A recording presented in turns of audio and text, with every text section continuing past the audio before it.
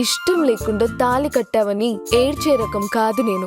జుట్టు పట్టుకొని ప్రేమలోకి ఈడ్చే రకం. ముసలాడువై చచ్చేంత వరకు ప్రేమించు.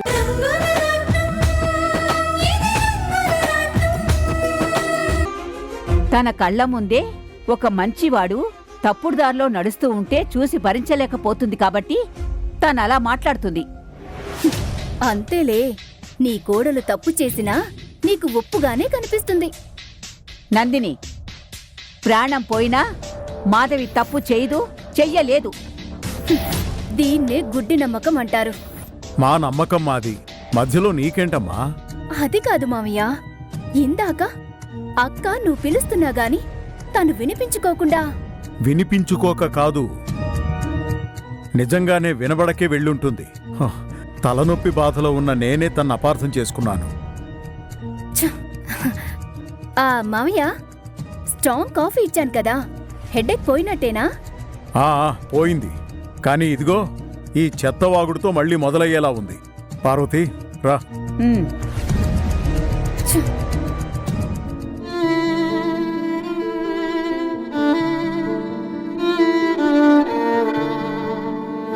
ఏమిటో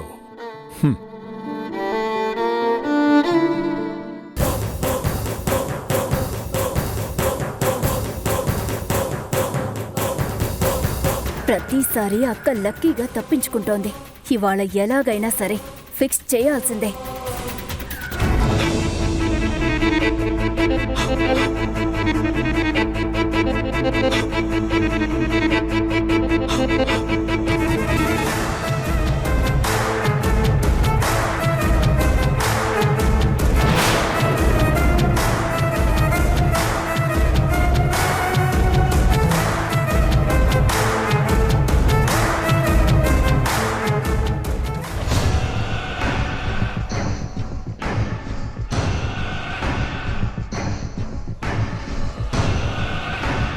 మావులమ్మా, అక్కేంటి అవుట్ హౌస్ వైపు వెళ్తుంది?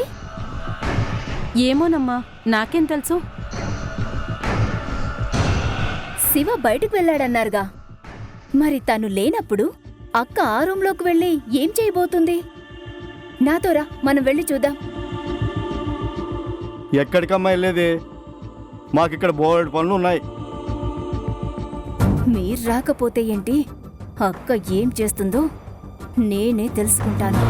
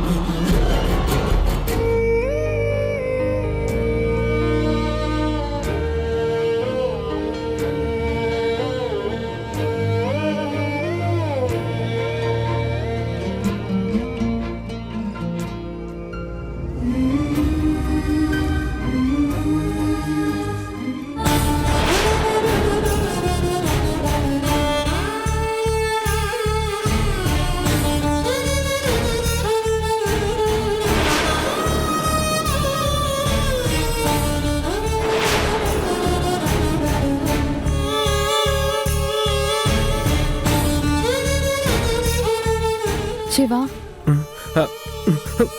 అయ్యో,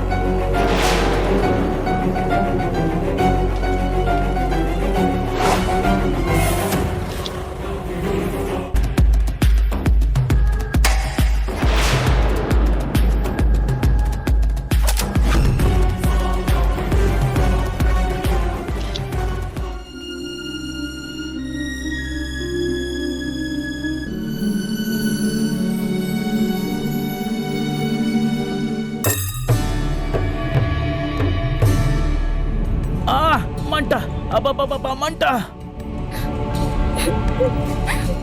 అబ్బబ్బబ్బబ్బా, మంట! ఆ.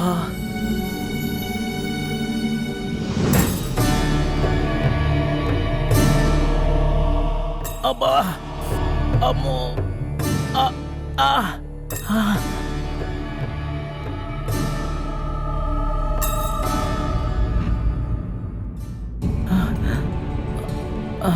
వీరయ్య, కంగారు పడకు, తగ్గిపోతుందిలే. ఆ. ఎందుకు నాన్న నాకు పెళ్లి కాలేదనే దిగులుతో నువ్వు ఇలా ప్రాణాల మీదకి తెచ్చుకుంటే నేనేమైపోవాలి? మళ్ళీ ఎందుకంటే ఏం చెప్పనే? కూతురికి పెళ్లి సంబంధాలు కుదరకపోతే ఆ బాధ ఎలా ఉంటుందో ఆడపిల్ల తండ్రికి మాత్రమే తెలుస్తుంది. ఏ నాన్న నేను నీకు అంత బరువైపోయానా? నా తల్లి, అంత మాటనకే. నిన్ను ఒక అయ్య చేతిలో పెట్టేదాకా నాకీ బాధ తప్పదే. వీరయ్య, ఊరుకో. దేనికైనా సమయం రావాలి. మనం ఆరాటపడినంత మాత్రాన అన్నీ అనుకున్నట్టు జరిగిపోవు కదా. అదే అలా చెప్పండి పెదనాన్న.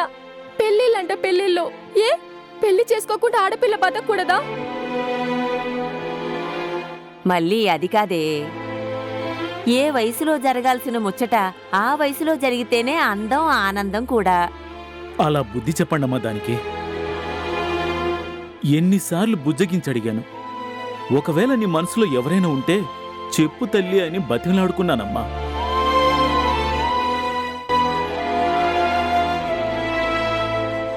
ఏది చెప్పదు, ఏ సంబంధాన్ని ఒప్పుకోదు.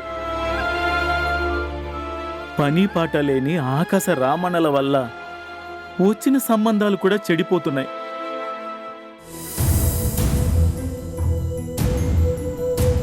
అలాంటప్పుడు నా గుండెల్లో బాధని మర్చిపోవడానికి కాస్త పుచ్చుకున్నాను. నాకు మరో దారి లేదు. వీరయ్య, నీ ఆలోచన సరైంది కాదు. సంతోషంగా ఉన్నామని, బాధని తట్టుకోలేమని, మరో దారి లేదని భూమి మీద అందరూ తాగడం మొదలు పెడితే ఏమవుతుందో ఒక్కసారి నువ్వే ఆలోచించు. సరేనయ్యా, నేను తాగను. అది ఎవరిని పెళ్లి చేసుకోవాలనుకుంటుందో కనీసం ఆ మాట అయినా చెప్పమనండి. మళ్ళీ ఇదేనే మంచి సమయం. శివని నువ్వు ఇష్టపడుతున్న విషయం మీ నాన్నకి వెంటనే చెప్పేసేయ్. ఉహుం. వద్దు.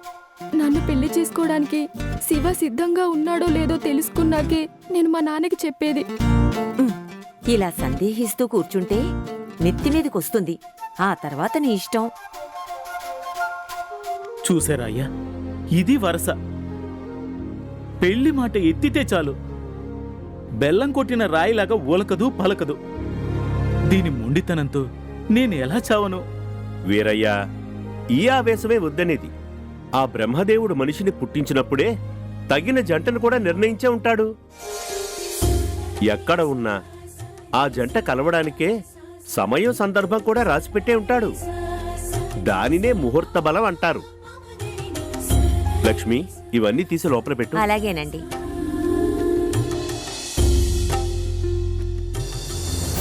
ముహూర్త బలం.